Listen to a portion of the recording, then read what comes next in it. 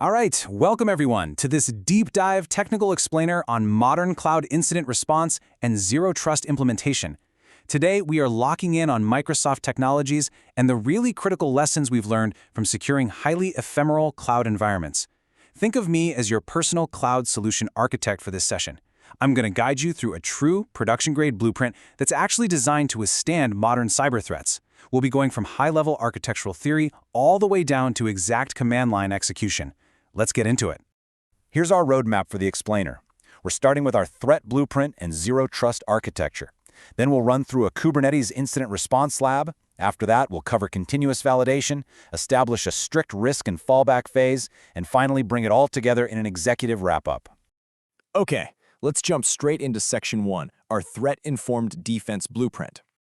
Think of the MIT ATT&C framework, kind of like a periodic table, but for adversary tactics and techniques. Instead of just guessing what attackers might do, we want to map known threat behaviors directly to native Azure controls. In fact, the Center for Threat-Informed Defense has mapped 48 specific Azure controls to this exact framework. So by strategically deploying Microsoft Sentinel for centralized orchestration, Azure Firewall and network security groups for your perimeter, and just-in-time VM access alongside Azure AD identity protection, you're essentially bridging that massive gap between theoretical vulnerability management and applied active defense. Look, to actually survive in the cloud today, we've got to completely shift our operational mindset. Traditional, manual, fixed rule detection, it relies on predefined signatures that are practically useless against zero-day attacks and polymorphic malware in these highly dynamic clouds. Instead, we have to transition to modern, AI-driven continuous detection. This really requires a purple teaming construct, where your offensive and defensive strategies merge so you can continuously validate your controls. AI supercharges this by chewing through massive amounts of unstructured telemetry. It minimizes your false positives and triggers automated SOAR capabilities, that's security orchestration, automation, and response, in real time. Moving right along to Section 2, Zero Trust Architecture Implementation. Our architectural foundations are split into IaaS, PaaS, and SaaS. Now, because of the shared responsibility model, you simply cannot apply a monolithic security policy across all three of these layers. It doesn't work. The visibility you actually have and the risk of failure you carry shifts dramatically depending on which specific layer of this stack you're trying to secure. You can see this granular breakdown of required tooling per layer right here. Down at the IaaS level, you absolutely need full-stack visibility. We're talking endpoint detection and response paired with network detection and response. But keep in mind, the risk of failure here is exceptionally high just due to manual misconfigurations. Now, moving up to PaaS, you're relying heavily on API gateways and strict role-based access control to manage what is generally a moderate risk profile. Finally, at the SaaS layer, your risk is lower since it's largely governed by the cloud provider's defaults, but you still absolutely need cloud access security brokers and rock-solid identity and access management tools to stop data exfiltration in its tracks. Now, what happens when we throw cutting-edge tech like generative AI into the mix? Well, your zero trust architecture has to evolve.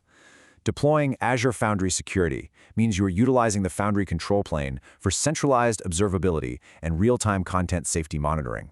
On top of that, as organizations start adopting agentic RAG workflows, retrieval augmented generation, you've got to ensure you're routing data retrieval through Azure AI Search. This guarantees that your sensitive corporate data stays securely locked within a governed, centralized environment, which heavily mitigates the risk of data poisoning or leakage. All right, rolling into Section 3. This is our Kubernetes Incident Response Lab. Here's the massive headache with cloud-native forensics: extreme volatility. In a Kubernetes cluster, containers and pods are completely ephemeral. They're spun up, scaled out, and destroyed in literally seconds or minutes. Think about it. If your SOC's median detection time is 40 minutes, but the malicious container only lived for 30 seconds, traditional incident response is going to fail completely. The evidence is literally gone before your analyst even opens the alert. So, to survive a Kubernetes crypto mining breach or an exposed API server, your SOC has to execute this exact 60-minute timeline flawlessly. In the first 15 minutes, immediate action. You isolate the threat by issuing a kubectl cordon command so no new workloads hit compromised nodes, and you slam a deny all network policy onto the affected namespace. From minute 15 to 30, before you terminate anything, you collect evidence, dump the process memory, capture the container's writable layers. Only then, in that 30 to 45-minute window, do you move to actual containment by rotating those compromised service account tokens and draining the nodes. Since these workloads literally vanish into thin air, standard agents just won't cut it for visibility. Implementing eBPF, Extended Berkeley Packet Filter, runtime sensors is completely non-negotiable. eBPF runs directly down in the Linux kernel. It captures process execution, system calls, and network activity in real time, and it does all of that with less than 1% CPU overhead. It's incredible. It basically lets you observe the entire attack timeline and capture the process tree of a malicious actor right before that container self-terminates. Which brings us to Section 4, Continuous Validation and Hunting. To pull this all off, we have to align our Microsoft and cloud-native tooling directly to this established incident response lifecycle. This is what ensures our CM and SOAR platforms are actually effective. We can't just be reacting. We need to use AI and machine learning to orchestrate the jump from detection and analysis straight into automated containment and eradication. That takes a massive burden off your human analysts and seriously drives down your mean time to respond. Now, if you're operating across multiple clouds, this matrix is basically your holy grail for engineering reference. To effectively hunt for threats, you have to normalize your telemetry. You need to know that a cloud API call is tracked as CloudTrail in AWS, activity logs in Azure, and cloud audit logs in GCP. By centralizing your Azure AD logs alongside these multi-cloud sources into one unified CM, you suddenly have the power to track a compromised identity as it tries to move laterally across your entire cloud estate. To maintain that secure state, we mandate continuous validation. We do this by deploying policy as code tools. Think OPA Gatekeeper or Kyverno, running directly as Kubernetes admission controllers. This setup automatically blocks risky deployments, like privileged containers or unsigned images, before they ever have a chance to hit production. Plus, this automated enforcement gives you continuous compliance monitoring. It dynamically proves to your auditors that you are adhering to really strict frameworks like SOC 2, ISO 27001, and HIPAA. Let's pivot to Section 5, the risk and fallback phase. We all know configuration drift is a nightmare. Industry reports show hundreds of thousands of potential vulnerabilities come from it. So when a deployment fails or you detect a compromise, you execute this explicit fallback procedure. Step 1. Isolate.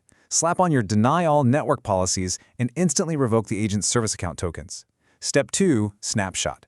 Capture your AWS EBS, Azure Managed Disks, or GCP Persistent Disks to lock in that forensic state. And Step 3. Rollback. Since you're utilizing infrastructure as code, you just automate the reversion right back to your last known good Terraform or ARM template. The real magic of an effective fallback phase, though, it's code to cloud traceability. If a threat actor exploits a workload because it had excessive permissions, just killing the pod does absolutely nothing. Your CI/CD pipeline is just going to spin up another vulnerable instance immediately. Code to cloud traceability empowers your security engineers to track a runtime incident all the way back to the exact Helm chart, Terraform module, or Git commit that introduced the flaw in the first place. That is how you get true root cause remediation. Finally, Section 6, our executive wrap-up. So, what's the actual business value of all this technical architecture? Why does leadership care? Well, implementing these rigorous AI-driven Microsoft Cloud controls directly translates to a drastically reduced mean time to respond. By automatically catching and boxing in threats like crypto mining and data exfiltration, you're neutralizing the financial hit.